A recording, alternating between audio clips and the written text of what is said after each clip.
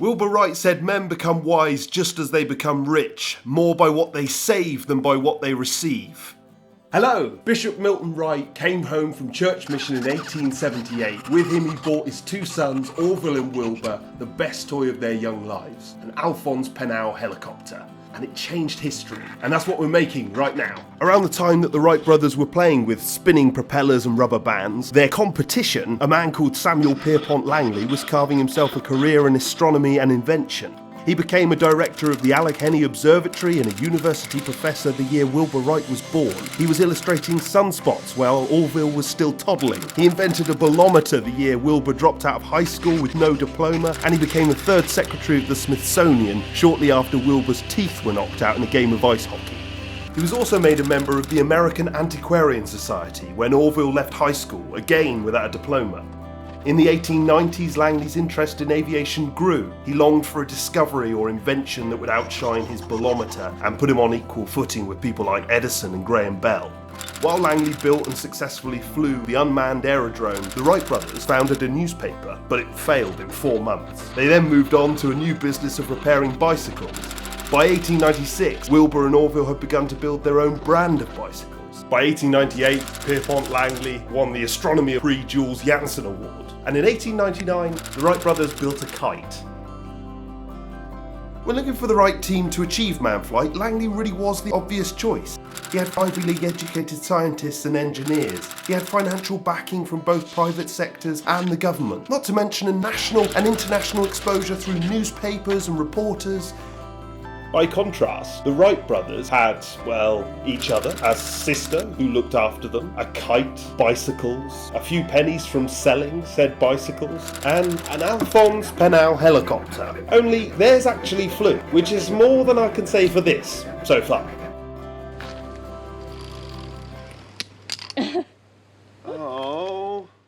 Both remained up to date, the latest aeronautical science, but were distant enough from it to think outside the box. While Langley and his team focused on theory and meetings, the Wright brothers decided to treat a flying machine like a bicycle and rely on the pilot to keep it in the air. In order to do this, they needed more controls than had previously been invented. Adding roll control to pitch and yaw allowed for the first time 3D movement. The first test of this groundbreaking unstable control system was their kite that they tested in 1899, and in 1902 they implemented the technology into a glider that was to make them world famous. In mid-December 1903, Orville Wright pulled the pitch control and their plane lifted. Once the chance for glory was gone, so was Langley's interest. He quit and went on to other things immediately. By contrast, the Wright brothers spent a further 2 years improving and perfecting their design until they could stay aloft for as long as they liked and even fly in figures of 8. In 1909, Wilbur flew across the New York Harbor in front of 1 million spectators, and the Wright brothers became the biggest celebrities of their day.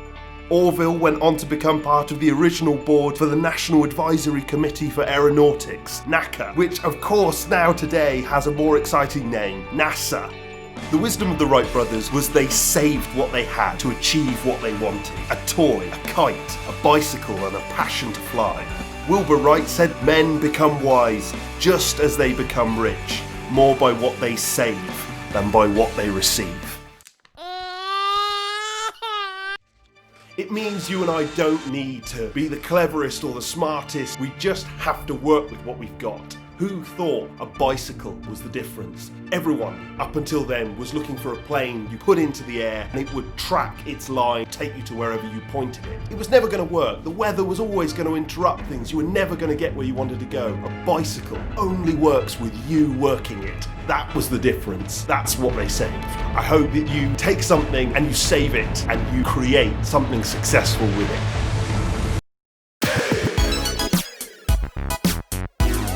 Give us a comment, like, subscribe, all that sort of rubbish. Thanks for watching. Oh,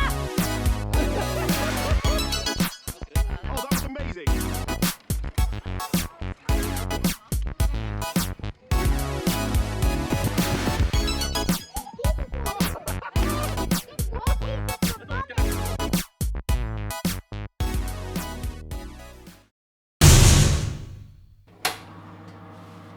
So is that saving stuff?